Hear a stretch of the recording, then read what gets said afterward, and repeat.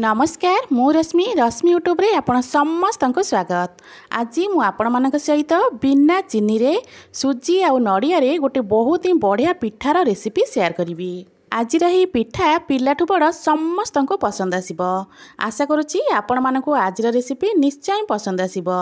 Video को संपूर्ण देखा अनुरोध। एबे चलंतु स्टार्ट करिबा आज रेसिपी। आज ये पिठा बनवाई प्रथमे गोटे बड़ बाउल नहीं जाइए। एबे से बाउल रे गोटे मेजरमेंट कप रे मापिकी गोटे कप नहीं जावा सरू दाना वाला सुजी, ता सहित गोटे कप नबा नख उषुम क्षीर। क्षीर को हल्का उषुम करके नेबे। प्रथमे एठी मु गोटे कप सुजी रे गोटे कप क्षीर देइची। एबे क्षीर आ सुजी को भल भाव में मिसई नबा। जदि परे सुजी आमर बेसी सुखा सुखा लगिबो ताहाले आमे आउ अल्प क्षीर यूज करिबा। तो एबे चलंतु आकु आमे भल भाव में मिसई नबा।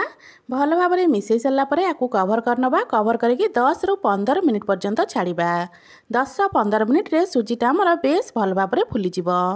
तो 10 रु 15 मिनिट पर एबे चलंतु कवर काढ़ा। तो ये देखिपे सुजी आमर पूरा सुखा सुखा हो जाइए।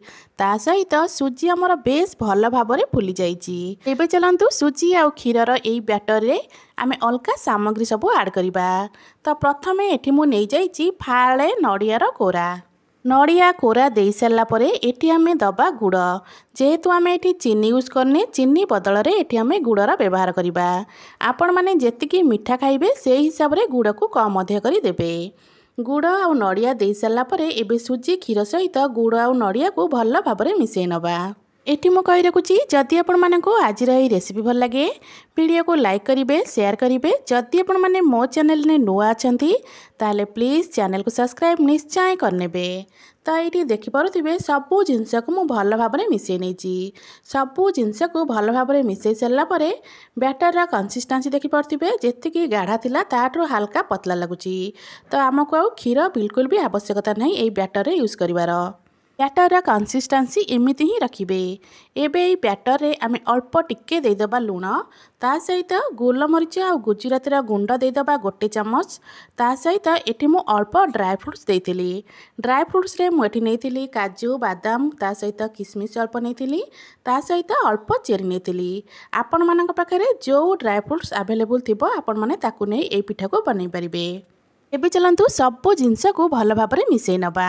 सुजी नड़ियार तो आपण माने विभिन्न प्रकार पिठा बनै थिबे। थरे सुजी नड़ियार ए पिठा को निहाती ट्राए करिवे। देखिबे आज रही पिठा आपण माननको निहाती पसंद आसीबो। पाखापाखि 1 रु 2 मिनिट हबो आकु मु भल भाव में गोळी नीची। एबे चलंतु ए बैटर को रखि नबा साइड रे। आमे जो केक टिन रे पिठा को स्टीम करिबा ना से केक टिन को प्रथमे आमे रेडी करनबा। पिठा स्टीम करने केक टिन रे 1 रु 2 ड्रप भलिया तेल देकिनी ब्रश साहाय्य केक टिन चारिपटे तेल को भल भाव में स्प्रेड करनबा। जदि आपण मानक पाखरे एमिति केक टिन नथिबो घरे थिबा स्टील प्लेट रे मध्य आपण माने ए रेसिपी को आराम से बनै परिबे। तो एबे हमरा केक टिन तो पूरा रेडी। एबे चलंतु ए बैटर रे आमे देई देबा गोटे पैकेट इनो। एठी मो इनो रो व्यवहार करथिली, आपण माने इनो जगह रे सोडा रो व्यवहार करि परिबे। इनो देई सारला परे इनो को एक्टिवेट करिवा पई एठी आमे गोटे चम्मच पानी देई दबा। गोटे चम्मच पानी देई सारला परे ताको मो भल्ला भाव रे गोळै नेथिली। एबे हमरो केक टिन रे सबु जक बैटर को एका संगरे देई दबा। तो ये बैटर को केक टिन ने दे दउची। बैटर सब को केक टिन ने दे सारा पर पिठा टिके अधिक सुंदर देखा जिबा पई ऊपर मु अल्प अल्प ड्राई फ्रुट्स दे देथिली। तो अल्प ड्राई फ्रुट्स देदेले कौन हम ना पिठाटा देखा सुंदर लगी थाए। आ जो जिनस देखा सुंदर लगी थाए से जिनस खाइबा को तो निहाती इच्छा होता है। तो ये पिठा हमर स्टीम होवाई पूरा रेडी। एपटे देखिपे गैस उपर गोटे कड़ई रे अल्प पानी बसई नहीं गरम होगापी।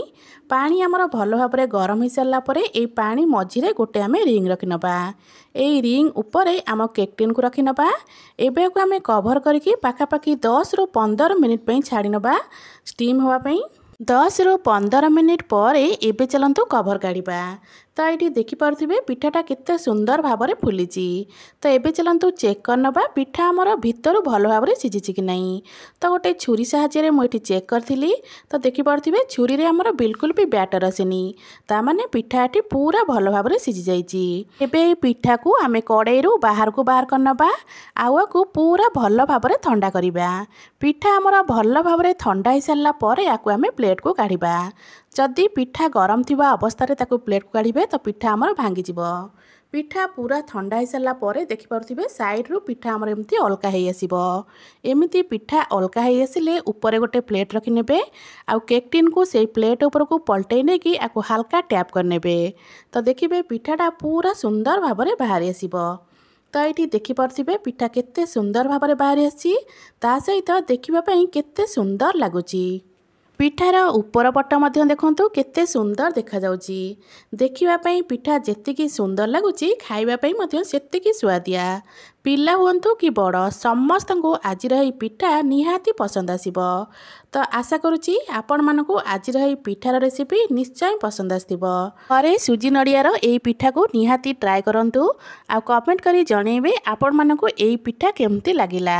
पुणी आसिबे गोटे नुआ रेसिपी नहीं से पर्यंत रहउची। नमस्कार, जय जगन्नाथ।